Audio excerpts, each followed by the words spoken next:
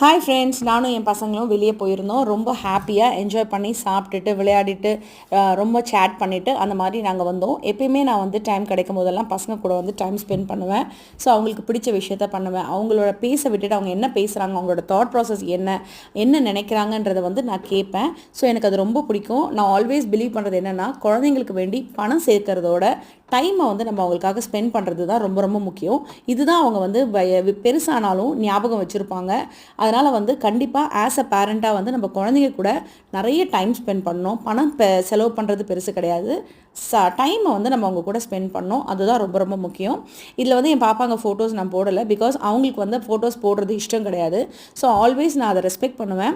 அவங்களோட ப்ரைவசி ரொம்ப ரொம்ப முக்கியம். அவங்கன்னு கிடையாது, யாராக இருந்தாலுமே சரி, எங்கள் ஹஸ்பண்டாக இருந்தாலும், குழந்தைங்களாக இருந்தாலும், ரிலேட்டிவ்ஸாக இருந்தாலும், ஃப்ரெண்ட்ஸாக இருந்தாலும், என் சேனலில் நான் போட போகிறேன்னா முன்னாடியே அவங்ககிட்ட கேட்பேன். அவங்களுக்கு அது ஓகே, கம்ஃபர்டபுள், அவங்க ரெடினா மட்டும்தான் நான் போஸ்ட் பண்ணுவேன்.